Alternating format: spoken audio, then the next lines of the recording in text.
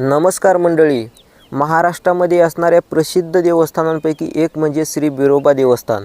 आणि हे एक वास्तव आहे की आजही एखाद्या सत्वशील भक्ताच्या अंगामध्ये स्वतः बिरुदेव संचार रूपाने येतात. स्वतः त्या भक्ताच्या अंगामध्ये येतात. त्या भक्ताच्या बुद्धीवरती स्वार होऊन जे काही वर्षभराचं भविष्य आहे ते आपल्या बाकीच्या भक्तांना सांगितलं जातं. आणि हो मंडळी, याच बिरुदेवाचा एक थरारक प्रसंग तुम्हाला सांगणार आहे. एक थरारक घटना की जी या बिरुदेवाच्या मंदिरामध्ये घडली. तर त्याच्याचबद्दल आज आपण सविस्तरपणे माहिती घेणार आहोत. नमस्कार मंडळी, मी सावतार रणदिवे. शिर्डी म्हणजे साईबाबांचं एक देवस्थान आणि त्याच ठिकाणी एक होतं छोटंसं मंदिर श्री बिरुदेवाचं. आणि असं म्हणलं जातं की शिर्डीचे जे साईबाबा आहेत तेही इथल्या वीरभद्र बिरुदेवाला जो काही प्रसाद आहे ते प्रसाद बनवायचे. आणि मंडळी, त्या शिर्डी प्रांताचा एक अधिकारी होता, तो इंग्रज अधिकारी. संपूर्ण शिर्डी भागाचा त्याच्याकडे ताबा होता. आणि त्याच इंग्रज अधिकाऱ्यानं या बिरुदेवाच्या मंदिरामध्ये स्वतःच्या घोडीचं तलवारीने पोट फाडलं. असं नेमकं त्यानं का केलं मंडळी? अक्षरशः त्या इंग्रज अधिकाऱ्यानं तलवारीनं आपल्या घोडीचं पोट फाडून त्या पोटामध्ये असणारं त्या घोडीचं पिल्लू, ते शिंगरू त्यानं बाहेर ओढलं. असं त्यानं नेमकं का केलं ते आपण आता सविस्तरपणे बघणारच आहोत. मंडळी, देव न मानणारी लोक हे देवावरती सतत आक्षेप घेत असतात, देवाचं अस्तित्व नाकारत असतात. आणि त्याच्यापैकीच तो एक इंग्रज अधिकारी. असंच एकदा त्या शिर्डीच्या प्रांतामधून फिरत होता आणि फिरत असताना त्याला दृष्टीस एक मंदिर पडतं. त्याला एक मंदिर दिसतं आणि त्या मंदिराच्या बाहेर बरीचशी लोकं जमलेली असतात. तो आपल्या अधिकाऱ्याला, आपल्या सोबतीला विचारतो की अरे तिथं नेमकं काय चाललं आहे. तेव्हा त्याचा जोडीदार त्याला सांगतो की साहेब, ते बिरुदेवाचं मंदिर आहे, फार सत्वाचा तो बिरुदेव आहे. आणि हे सगळं त्या इंग्रज अधिकाऱ्याची बायको ऐकते. त्याची बायकोही त्याच्यासोबत असते. ती त्याच्याकडे हट्ट धरते की काहीही झालं तरी आता आपण त्या मंदिरामध्ये जाऊयात, त्या देवाचं दर्शन घेऊयात. नेमका कोणता देव आहे ते मला बघायचं आहे.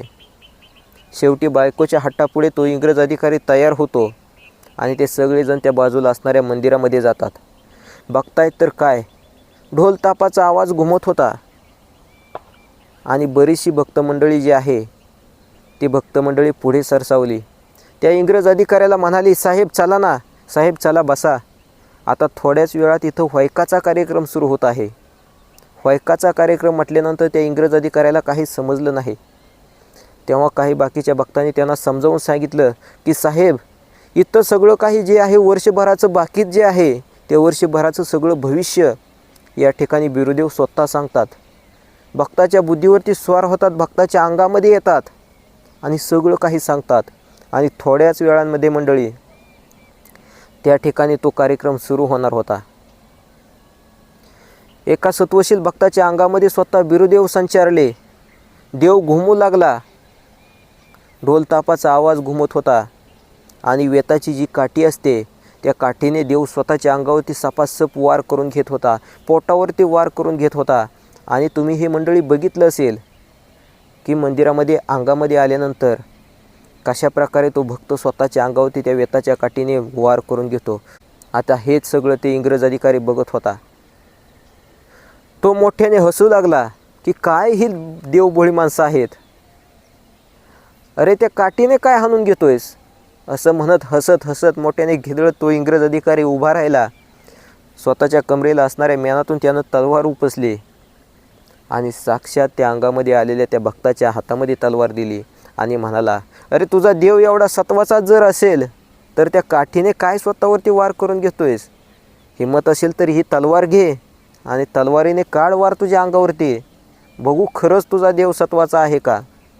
आणि काय आश्चर्य मंडळी, पुढे जे घडलं ते ऐकून अगदी तुमचाही थरका पुढेल. त्या संचार रूपाने अवतरलेल्या त्या बिरुदेवाने म्हणजेच त्या भक्ताने आपल्या हातामध्ये तलवार घेतली आणि चरकन आपल्या पोटावरती एक वार काढला. रक्ताची धार वाहू लागली, भली मोठी जखम दिसू लागली. आणि बाकीच्या जमलेल्या त्या भक्तांनी बिरुदेवाचं नाव घेतलं आणि हातामध्ये असणारा भंडारा त्या भक्ताच्या पोटावरती त्या जखमेवरती टाकला आणि क्षणार्धात ती जखम नाहीशी झाली. असे सपासप त्या भक्ताने साक्षात त्या बिरुदेवाने आपल्या अंगावरती तलवारीने वार झेलले. जसा त्या धारदार तलवारीने अंगावरती वार निघायचा तशी रक्ताची चळकण चिळकांडी बाहेर पडायची. परंतु जमलेल्या त्या भक्तांनी जसा भंडारा त्या भक्ताच्या अंगावरती, त्या बिरुदेवाच्या अंगावरती टाकावा, तसं सगळं रक्तही नाहीसं व्हायचं आणि जखमही नाहीशी व्हायची. तो इंग्रज अधिकारी चकित झाला आणि उठून उभा राहिला. तरीही त्याचा देवाच्या त्या अस्तित्वावरती संशय होता. तो म्हणाला, अरे ही चाटुगिरी करताय तुम्ही. असे चमत्कार मी फार बघितलेत. तुम्ही काहीतरी चेटूक करताय. असे चमत्कार करणारे जादूगार मी फार बघितलेत. खरंच जर तुमचा देव सत्वाचा असेल आणि तुमच्या देवानं जे सांगितलेलं भविष्य आहे ते सगळ्या वर्षभराचं भविष्य खरं ठरत असेल तर माझ्या एका प्रश्नाचं उत्तर द्यावं. आता तुमचा देव वर्षभराचं भविष्य सांगणार, ते बाकीत करणार आणि पुढं कधी ते खरं होणार ते कोणाच्या लक्षामध्ये राहणार. त्याच्याऐवजी माझी ही जी घोडी आहे, ही घोडी 2-3 दिवसावरती व्यायला झालेली आहे. खरंच तुमचा देव जर सत्वाचा असेल, त्यानं सांगितलं भविष्य खरं होत असेल तर माझ्या या घोडीला नेमकं काय होणार आहे ते देवाने सांगावं. आणि असं म्हणता संचार रूपाने अवतरलेले बिरुदेव उठले. तो भक्त उठला आणि म्हणाला, साहेब 4 पाय ढवळा आणि गळ्याला गळपांडा होईल बघा. म्हणजे अशा प्रकारे जे काही त्या घोडीला शिंगरू होणार आहे, त्या घोडीला पिल्लू होणार आहे, त्या पिल्लाबद्दल त्या बिरुदेवाने सांगितलं की नर होईल, म्हणजे एक घोडा होईल, ते छोटंसं पिल्लू होईल, गळ्याला गळपांडा असेल आणि 4ही पाय त्याचे ढवळे असतील, अशा प्रकारे वर्णन केलं. आणि हे ऐकताच तो जो इंग्रज अधिकारी आहे तो सनकन त्या गर्दीमधून उभा राहिला आणि पुढे आपल्या घोडीच्या जवळ गेला. त्याने घट्ट अशी कचकटून आपल्या घोडीची येसन हातामध्ये धरली. कमरेला असणाऱ्या मेनातून तलवार उपसली आणि चरकन त्या घोडीचं पोट फाडलं. मंडळी, घोडी अक्षरशः तडफडू लागली आणि अशा अवस्थेमध्ये हातामध्ये असणारी तलवार त्याने बाजूला फेकली आणि त्या घोडीच्या पोटामध्ये हात घालून ते घोडीचं पिल्लू, ते शिंगरू त्या इंग्रज अधिकाऱ्यानं बाहेर ओढलं. आणि बघतोय तर काय मंडळी आश्चर्य, की अगदी ते संचार रूपाने अवतरलेल्या त्या बिरुदेवाने त्या भक्तांनी सांगितल्याप्रमाणेच त्या घोडीच्या पोटामध्ये ते पिल्लू, ते शिंगरू होतं. अगदी जसं वर्णन केलं तसं त्याचे 4ही पाय ढवळ्या रंगाचे होते, गळ्याला पांढऱ्या रंगाचा पट्टाही होता. तो इंग्रज अधिकारी आता मात्र शरण आला मंडळी आणि साक्षात त्या बिरुदेवांचे पाय धरले. संचार रूपाने अवतरलेले त्या भक्ताचे पाय धरले. त्या भक्ताने म्हणजे साक्षात त्या बिरुदेवाने चिमूटभर भंडारा आपल्या हातामध्ये घेतला आणि त्या पडलेल्या घोडीच्या अंगावरती फेकला आणि क्षणार्धामध्ये ती घोडी अगदी पहिल्यासारखी ठणठणीत बरी झाली आणि ती घोडी उभी राहिली. तेव्हा बिरुदेव सांगू लागले, अरे कैलासाच्या भोळ्या शंकराच्या आशीर्वादानं, त्या शंकराच्या साक्षीनं हे जे बिरुदेवांचं भाकीत आहे, हा जो व्हायकाचा कार्यक्रम आहे, हा कार्यक्रम चालतो.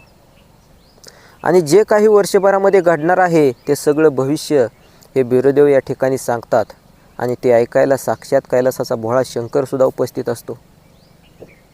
आणि तू त्याच्यावर ते आक्षेप घेतोयस.